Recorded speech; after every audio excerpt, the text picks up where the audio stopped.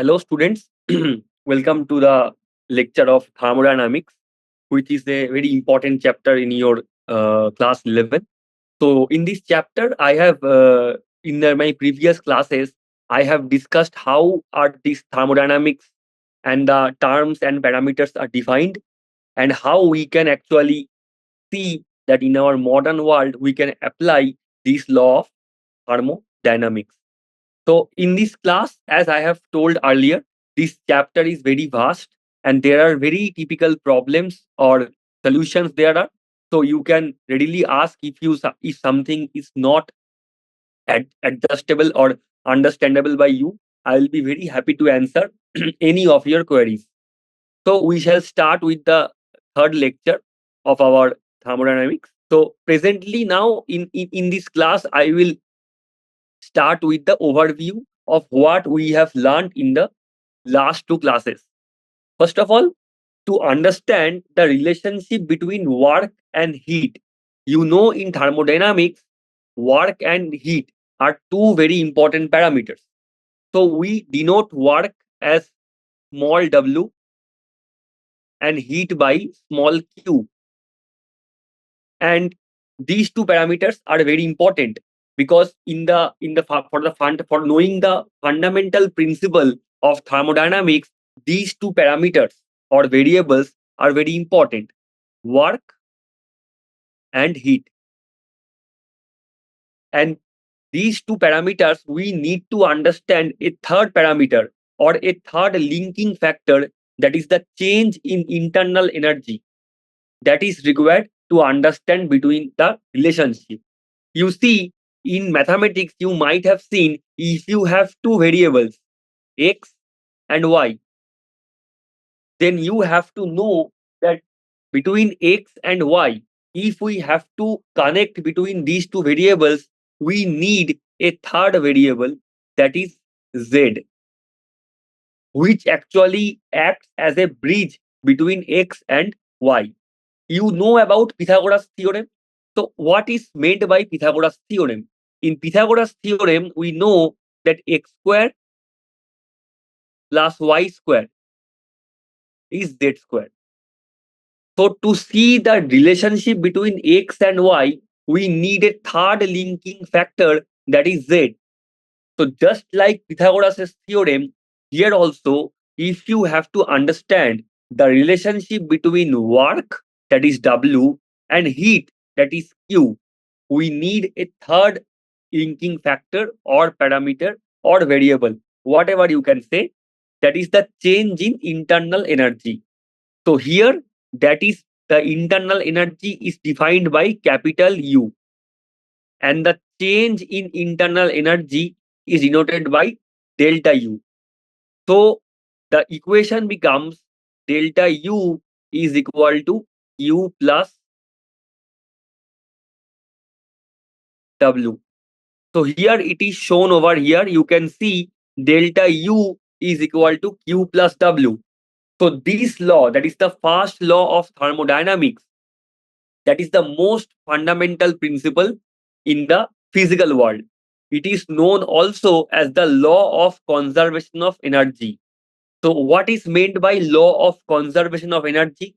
It says that energy cannot be created nor be destroyed. It can only be converted or transferred from one form to another. You see, internal energy is what? It actually refers to all the energy within a system. So if a system consists of many amounts of particles, you see inside your body, there are several organs like your hands, your internal organs, your eyes, your hair, your thighs, your legs, everything, your back. So all these parameters have their specific amount of energy. And so if you have some crores of molecules inside your body, billions and trillions of molecules are there inside your body. So you can think the energy, the total internal energy of your body is nothing but the sum of the all the energy of the molecules. Now this energy can be kinetic or chemical bonds or every kind of energy that is stored inside your body. So, with the interactions of heat, work, internal energy, and all these things, the energy transfer happens, energy conversions happen, and energy from one form to another, from electrical to thermal, from thermal to mechanical, and many such kinds of transformation can be there. But all in these cases, no net energy is created nor it is destroyed. So the total amount of energy in the universe was and is always a constant. That is why we say that energy cannot be created nor be destroyed. You see, if you can consider by a real life example, if you have to go somewhere by paddling a cycle, you have your had your lunch, and now you have quite a high amount of energy inside your body. Now, if you go from one place to another just by cycling, you will see that some amount of energy will be lost because you will feel tired. So, why are you feeling tired? Because the energy that you invested for doing bicycling or whatever reason, that is actually engaged in the process of cycling. So the amount of energy is not lost. The amount of energy is have now gone from your body's thermal energy to the cycle's energy for the cycling. So the energy that you gain by eating was actually applied for cycling. So you see, energy cannot be created nor be destroyed. So, with the interactions of heat, work, and internal energy, we see the energy can transfer, it can get converted from one form to another, but it cannot be lost nor be created. So, here we have defined the first law of thermodynamics that or many of you might have known. So it says that energy can be converted from one form to another with the interaction of heat, work, and internal energy. It cannot be created, it cannot be destroyed. And mathematically, the formula is delta U is equal to Q plus W, where delta U is the total change in internal energy of the system. The system is the part of the universe that we are measuring. Q is the heat exchanged between the system and the surroundings. And W is the work done by the system. Now, in many of the cases I have actually talked about the delta U is equal to Q plus W. For your understanding, this equation is very, very important. Whenever someone asks you that what is the first law of thermodynamics, you will give this answer that delta U is equal to Q plus W. And you have to specify that these are the terms and these are the meanings which is written over here. So if you have any kind of discrepancy or any kind of question inside your mind, you can readily ask, and I will be happy to answer any of your queries. Now, coming to the next section, that is the sign convention. In thermodynamics, when you will solve some numerical problems, you might have always been confused, like what will be the sign of the energy, whether it will be negative or it will be positive. Many students actually encounter this kind of ambiguity or discrepancies inside their brain, like what will be the energy for heat or work or the energy. So here, this is a very important sign convention that you must know, like what will be the sign convention. So you have to know if heat or Q that is flowing into a system or the surroundings is doing some work on the system, then the internal energy of the system increases. And then the sign of Q or W both will be positive. So you see, you have two parameters. One is Q, another is W. If you have a system, you have a surrounding. Now, if heat is flowing into the system, heat is going into the system, or surrounding is doing some amount of work upon it. So surrounding is doing some work upon the system. Then the internal energy, that is delta U, will be increasing or positive. Then the sign of Q or W will also be positive. So conversely, just in the opposite manner, if heat is going out of the system, so if you have a system and heat is going out, then the at the expense of internal energy, then it will be negative or less than zero or positive or whatever you can say. And also, if the system is doing some work on the surroundings,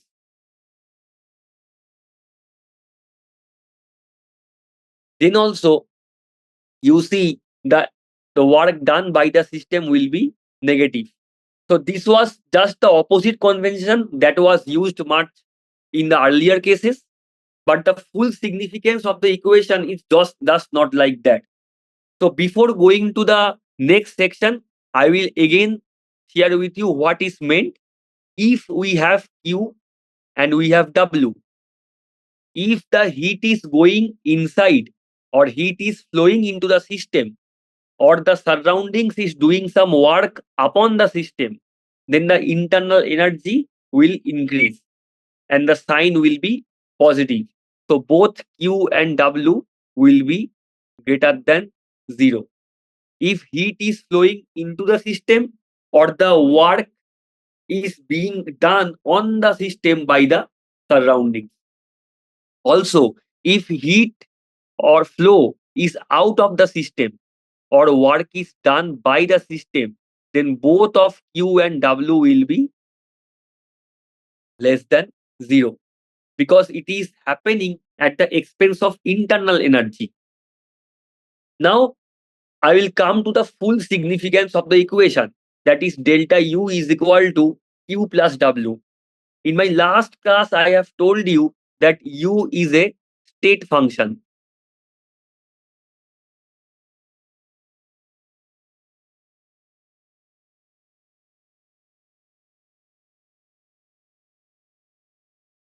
So what do you mean by state function? The definition was given earlier that if for a state function, the change in the parameter will not be dependent upon the path it is taking. It does not depend upon the path or the route that it is happening. So this means that since U is a state function, then a given change in internal energy, that is delta U, can be accompanied by an infinite variety of pathways corresponding to all the possible combinations of Q and W. You will understand it better if I give you a real life example. Suppose you have 100 apples and you have to divide these 100 apples between two people. Two people are A and B. Now, there are how many such kinds of ways or variety of paths then that A and B can be distributed, the apples can be distributed between A and B. You will say that, sir, I will give A one apple and B 99 apple. Someone will say, okay, I'll do the opposite. I will give A 99 apple and B one apple. Also, some can jump up and say, sir, I will give A 30 apples and B 70 apples. Some will see that A to A 20 apples to B 80 apples. Some will say, I will give A 8 apples and 92 apples to B. So you see, there are some many varieties or infinite variety of pathways that these apples can be distributed between A and B. So you also see just like that, we see delta U is the summation of Q plus W. So there will be some infinite number of ways or pathways that the all possible combination of Q and W, if we add them, will give him a value of delta U. So That is the one of the biggest significance of this first law of thermodynamics. This is not a mere equation, but this will help us understand many varieties or many possibilities. Coming to the next section, is a very simple example to you for your better understanding that how this principle can simplify our understanding of change. So you please read this paragraph that we have two identical containers of water initially at the same temperature. Let's say the temperature was 0 degrees Celsius.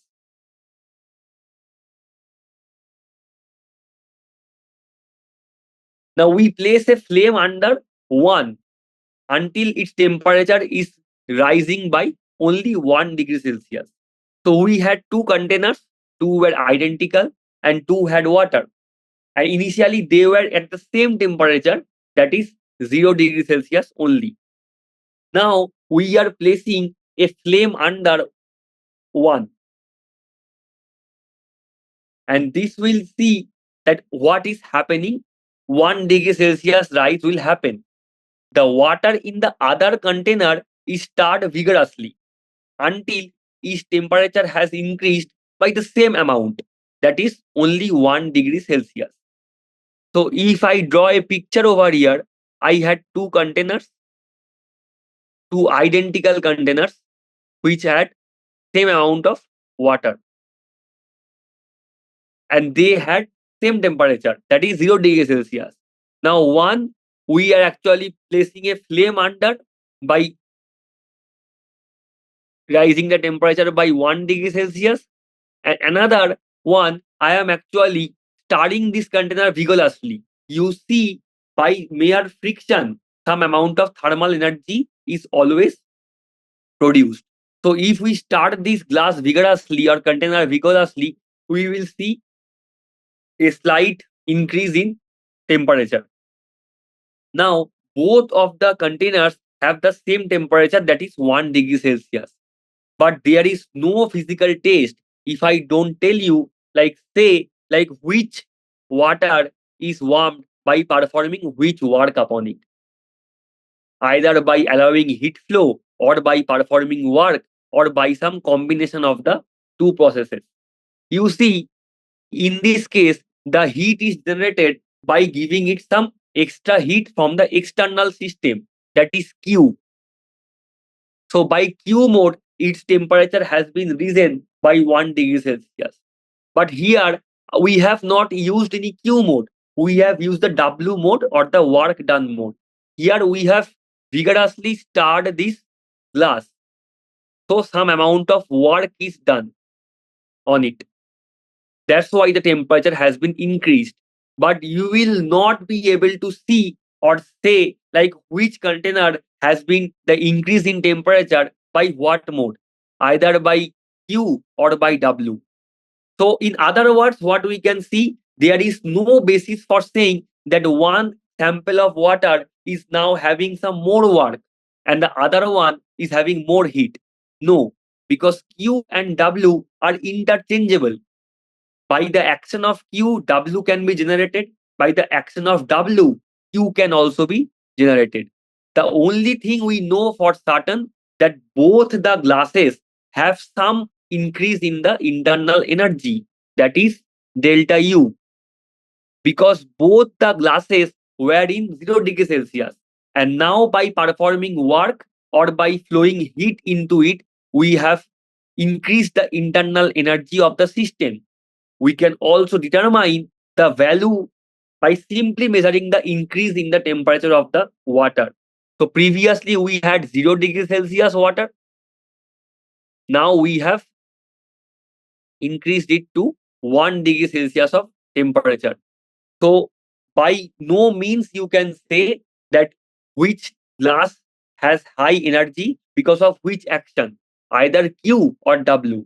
We don't know that, or we unless we are told. But we certainly know that the total internal energy of the glass has been increased just by seeing that the temperature of the glass has been increased by a thermometer. So I guess I have given you some brief overview of the first law of thermodynamics. And here, if we see that these are our basic understanding, and without this basic understanding of delta U, Q, and W, we cannot move forward in this very much conceptual chapter. So now we will move on to the next section where I have actually given some specific examples for you to understand what is meant by what. So, firstly, because of your convenience, I have written the equation over here that you have to remember always while going through thermodynamics. The equation that is delta U is equal to Q plus W, which is the first law of thermodynamics.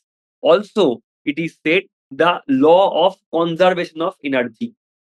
Now, there are three possible scenarios that are depicted here where the express the change in internal energy of the system is needed to know. So the question is express the change in internal energy of a system, that is delta U is actually required. What is delta U? When three different situations are there. So one by one we will see. So we'll come to the first point first. The no heat is absorbed by the system from the surroundings, but work is done on the system.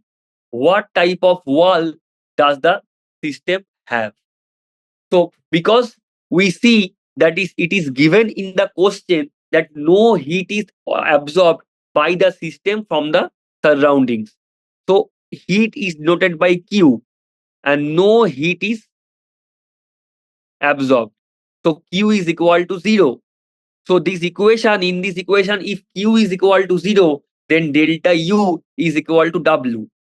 We know when there is no heat exchange between the system and the surroundings, we call it a adiabatic process.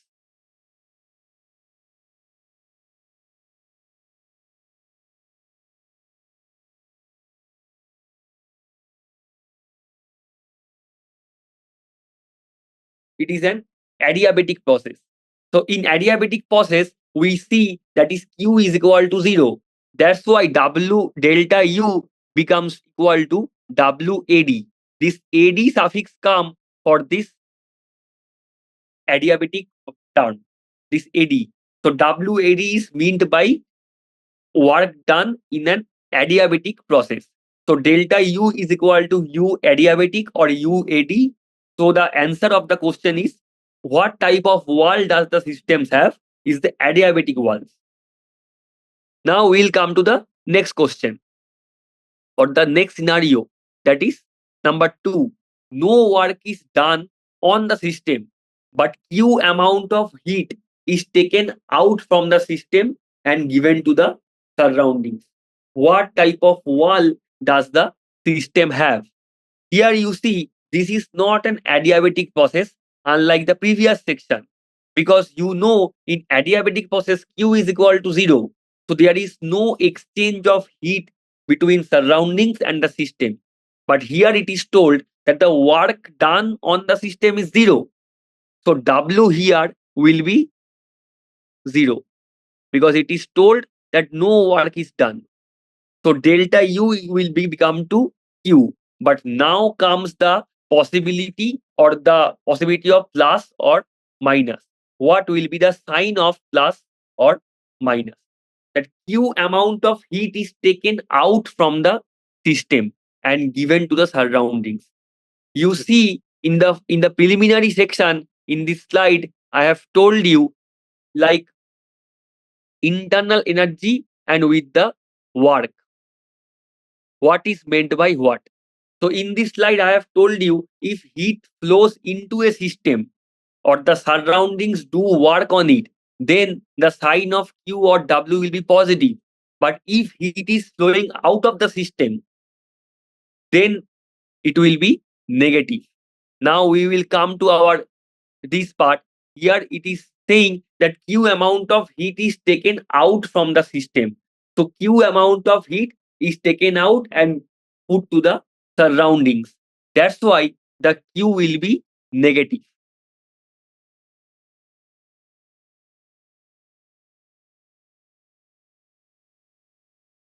Q will be less than 0 or the sign will be negative.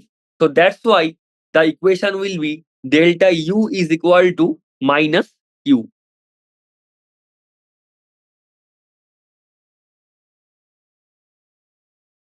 And since some amount of heat is actually coming out of the system and going to the surroundings, the answer that what type of wall it is having, they are thermally conducting walls. Thermally conducting walls mean there will be some heat transfer in between the surroundings and the system. Any possible kind of thing that we deal with, a glass wall or you can say a bottle, all have thermally conducting walls. Because you see what happens when you take out a bottle of cold water from the fridge and put it on the table. You see a bottle is having water and it is kept at fridge at 7 degrees Celsius. Now it is kept outside at 30 degrees Celsius. That is the room temperature. Now you will see gradually the 7 degrees Celsius bottle will start to get heat up because it will come into a matter of thermal equilibrium with the system. This only happens because the heat that is in the surroundings that is going inside the bottle. So there is a kind of heat exchange between the system and the surroundings. So the bottle has a thermally conducting wall. It is thus the opposite in the case of adiabatic walls. In adiabatic walls, there is no exchange of heat between the system and the surroundings. So in the first section, we knew that the wall is adiabatic. In the second part, we will see that wall is thermally conducting. Now we will come to the next uh, question, that is the W amount of work is done by the system and Q amount of heat is supplied to the system. Now what type of system would it be? Now again we have to start from the beginning, that is the first law of thermodynamics. I have told you previously, if a work is done by the system, then that will be negative. So work done by the system, W will be negative. And if heat is supplied to the system, then Q will be positive. So if the amount of work done is by the system, W will be negative, and heat is supplied to the system, then Q will be positive. So our equation will become delta U is equal to Q minus W, because Q is greater than 0 and W is less than 0. So there will be a net increase in the internal energy. So that's why if W is negative, minus W will be positive and Q is also positive. So the summation of W and Q will be a positive. Now, since some amount of work is done by the system, because some amount of heat is supplied to it, that's why it will be a closed system. So we have three questions and three scenarios. In the first scenario, it is an adiabatic well where Q is equal to 0 and work is done on the system. So W is positive. In the next question, the no work is done on the system, making W is equal to 0, but Q amount of heat is taken out from the system. That's why that is negative. So to make delta U positive, that is thermally conducting wall, it will be delta U is equal to minus Q. And if we have a system where work is done by the system and Q amount of heat is supplied to the system, then we have delta U equal to Q minus W, which is a closed system. So in these three slides, we have already discussed about the delta U, Q and W, which sign will be held by which parameter under what conditions. So if you have any questions on any of the part, you can ask and I will be able to clarify your any of the doubts on this delta U or Q or W. If not, then we will move to the next part. Okay. So now we will see that how the work done can be calculated in our thermodynamics chapter. In thermodynamics chapter, you will see you will be given some problems, mathematical problems, and you will be asked to solve, like, you please carry out what is the work done on the system, or they will ask you what is the work done by the system.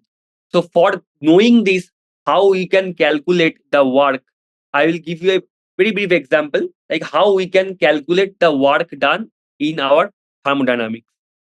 Suppose you see in this closed vessel kind of system, a gas is confined, a gas is there. We all know about the ideal gas equation. I guess you guys have learned about this, that this is the ideal gas equation, which says PV is equal to nRT. So with this in mind, we will see what happens over here. You see a figure, it is there, a quantity of gas is now inside this vessel and closed vessel. And you see on the top of it, there are two pistons. And these pistons are movable because we can actually compress it, we can release the gas, and we can do whatever you want.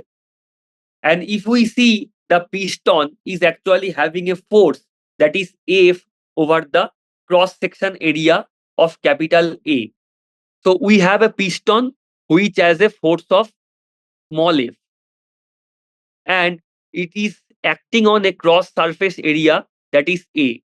In mathematics, you might have known that A is defined by the cross section or the surface area, and F is the force. Now you know that pressure, that is capital P, is nothing but force per unit area. So P will be F by A. These are taught in your physics classes and also in the mathematics course, that pressure is equal to force divided by area. Now, the piston remains stationary because it is countered by the pressure of the gas. Now, suppose we heat up the gas slightly. So, we are giving some thermal energy to the gas. So, if we are giving thermal energy to the gas, now this will cause the gas to expand. Why? Here comes another law. That's why I mentioned this equation. You see, this is the ideal gas equation. You in ideal gas equation, we see PV equal to constant, which is the famous Boyle's law. Also, we see that volume varies as temperature, which is Charles' law.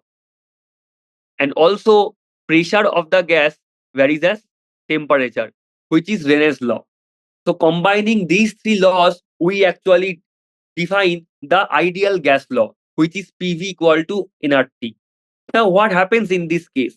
This gas is inside this vessel, which is against this P external. Pressure is there. The P external is F by A, which is force per surface area.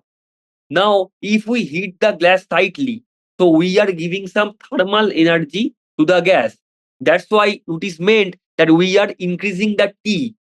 And according to Charles' law, you know V varies as T because volume is directly proportional to temperature. So if we increase T, the V will also be increased. So the volume of the gas will also be increased. That is why it is said that this will cause the gas to expand. The volume of the gas is becoming more, so it will expand, obviously. So since the gas will expand, the piston will be forced upward by a small amount of distance, which is denoted by delta x. So this motion, this delta x motion, will now be opposed by this force, force of the piston that is upon the gas. And now some quantity of work will be done by the gas on the piston. Why? Because we are actually trying to push the gas against a constant pressure. That's why the work done by the system on the surrounding will be negative. Because I have already told you, if a work is getting done by the system, the gas is the system and it is expanding. So the work is done by the system. It will be negative. So W, the work done by the system, will be minus F into delta X. Sorry. Because F is the amount of force and delta X is equal to the distance, that is del X, the distance by which the piston is moved. We know work done is equal to force into area, force into distance.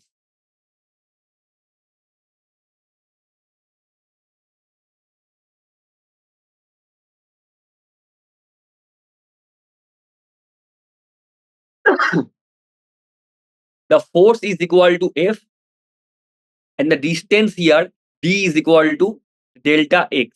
And since work is being done by the system, that's why it is minus.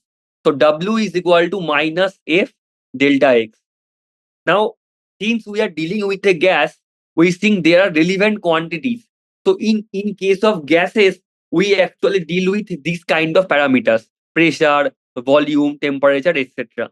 But you see in this F delta X thing, we don't have any kind of pressure or delta X.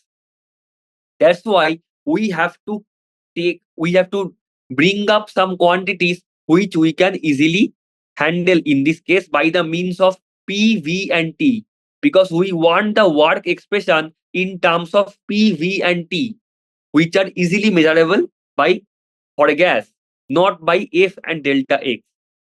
So to see, you see, this F delta X is multiplied by a numerator and the denominator by A by A. A by A is nothing but 1. So they have actually multiplied this term by 1. So that is minus F delta X A by A. So if we take this A beneath this F, you see here by rearranging, this is F by A. Now you see here it is written that F by A is nothing but P, which is the pressure, where A was the surface area. So here W is equal to minus F by A, that is P. And you have this left with this delta X into A into delta X. You see delta X was the distance by which the piston was forced upward and A was the surface area.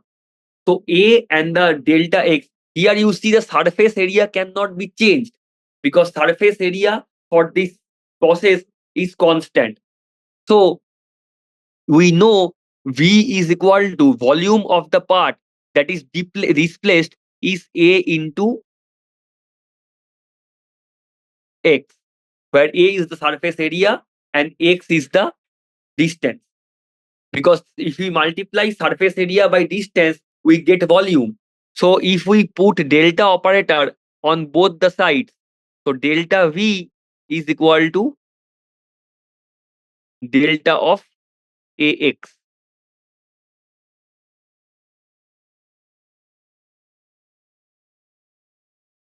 And for this process, though X is variable, X is changing, but you see A, surface area, is not changing. Surface area is constant.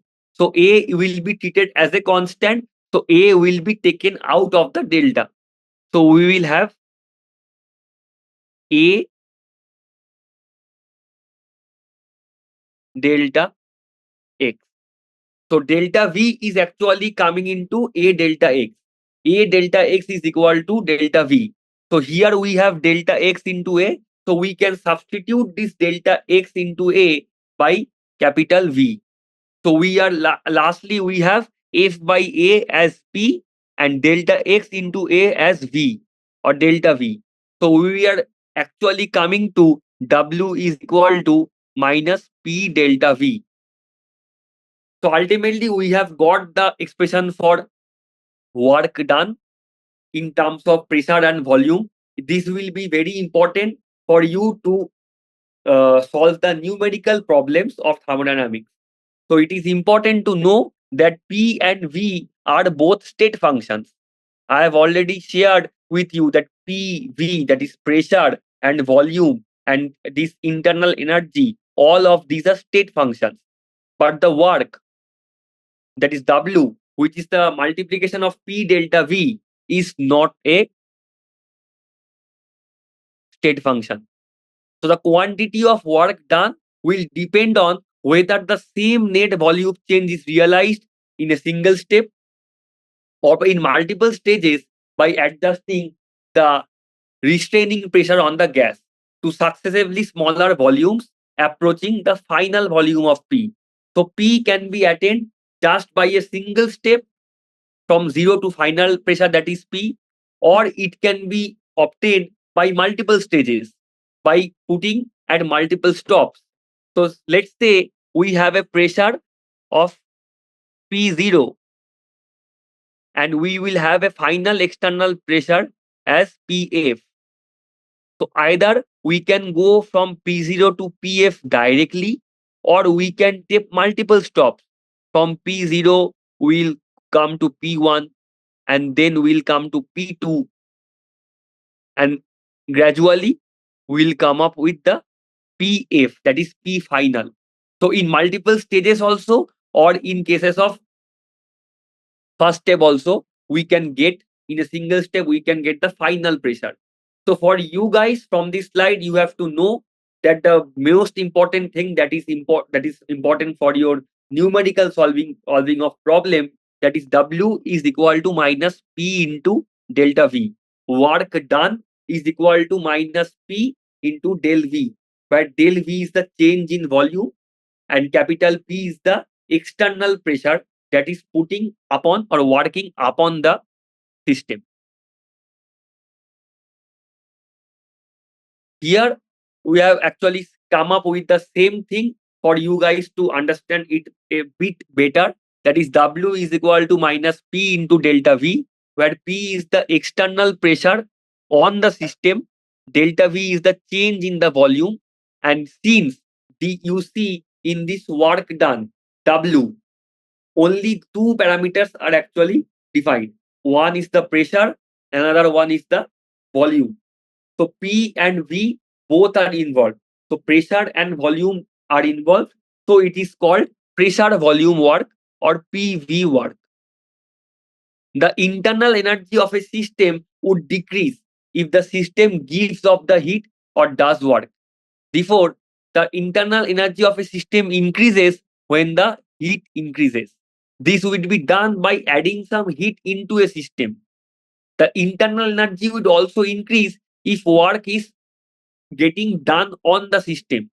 So any work or heat that gas goes into or out of the system will change the internal energy. So delta U will be changed if some work is done by the system or work is done on the system.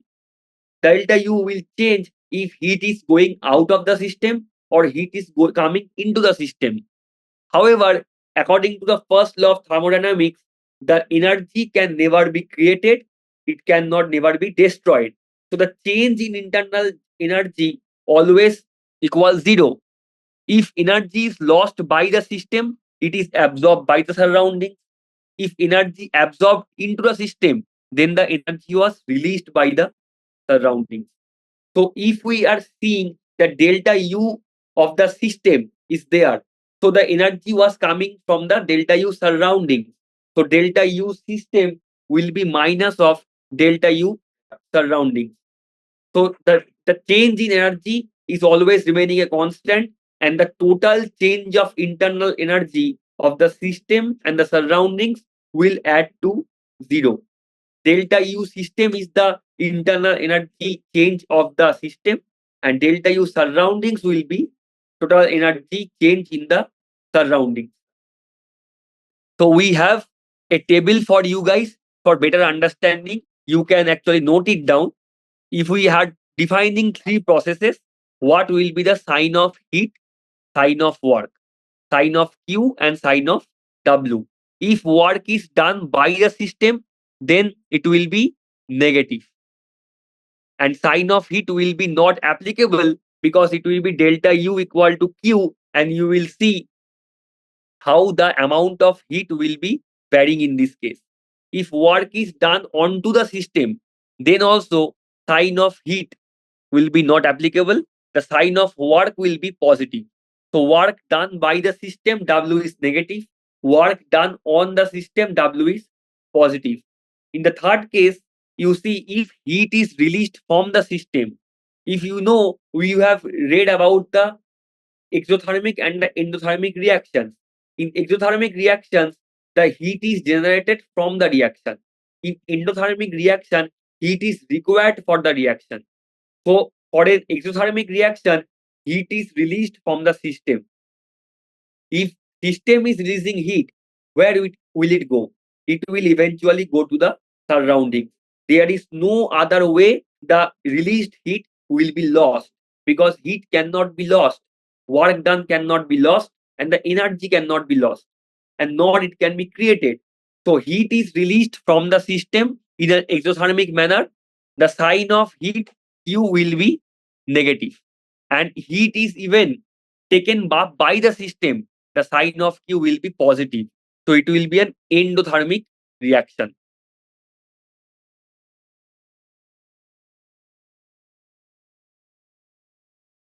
Now here I have taken up some examples for you to understand it better. We will take up with some specific example. The first one is the Q equal to 0. I have already told you that when Q is equal to 0, the process is adiabatic. In adiabatic process, Q is equal to 0. So delta U is equal to W.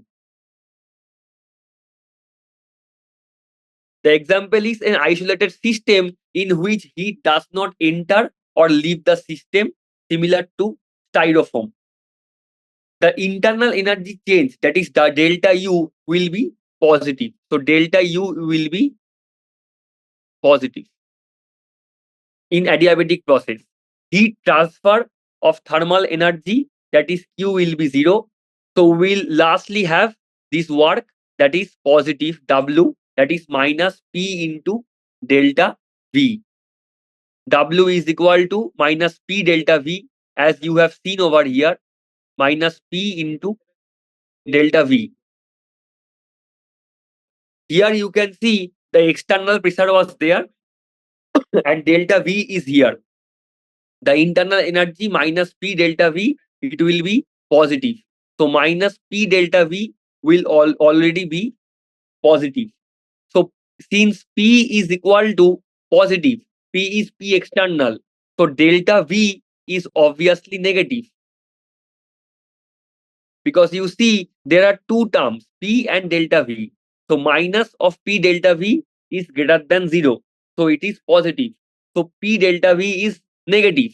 So P and delta V, this multiplication is negative between P and delta V. P cannot be negative because P is an external pressure. So delta V must be negative to make this whole term positive. So delta V is negative means the final volume is actually less than the initial volume. In the next case, we have delta V is equal to constant volume. The internal energy change, that is also here positive. So delta U will be positive. The heat transfer, that is Q, will be also positive, because in delta V is equal to 0, that is in the constant volume. For a constant, delta of that part is 0. So delta V is 0. So if delta V is equal to 0, from the equation delta U equal to Q plus W, here W is equal to minus P delta V. Delta V is 0. So delta U will be Q. So delta U will be equal to Q, that is the heat transfer of thermal energy. Here also, since I have not told you about enthalpy yet, so I'll discuss it later. Let's come to the last part, that is delta T is equal to 0, which is an isothermal process. You see, in isothermal process, the net energy change is 0. So if the net energy change is 0, then delta U, which is internal energy, will also be 0. So we are lastly getting Q plus W will be 0 in an isothermal process, because delta U is equal to Q plus 0 W. Delta U 0 means Q plus W is also 0. So what happens in this case? The heat transfer of thermal energy Q, that is positive. So if Q is positive, W must be negative, because only a positive and the negative term will cancel each other and we will come up with the 0. So there is no change in temperature like in a temperature bath. So that is an isothermal process. So what we learned from here, firstly we learned that Q equal to 0 means adiabatic process, delta V equal to 0, that is a constant volume process, which is also meant by isochoric process, and we have this delta T equal to 0, which is an isothermal process. So these are the main processes that will be very much useful for you guys to understand in thermodynamics. In this class, I have told you about different aspects of thermodynamics, like the adiabatic and the isothermal processes. What will be the different cases? We will calculate delta U equal to Q and W, how delta U is actually a state function, and how the work done and the heat of the system can be interrelated. So now if you have any doubt or any question, you can ask, and if not, then we will move to our next class, and we will in the next class we will see how the different problems will be coming out, and then I will teach you how to calculate the internal energy of a system, how to calculate the Q, how to calculate W by taking some examples. Good afternoon, sir. Good afternoon. Sir, can you tell me the relationship between the internal energy and the change in enthalpy with work done? Yeah. So since I have actually not come up with the this part of this delta U equal to H delta Yes. H plus delta Ng RT, which is a very trivial equation in this case. But since I have not taught it yet, but I will tell you that delta Yes, U is equal to delta H is equal to plus delta Ng into RT. Because you see what is meant by H. If you know H is meant by U plus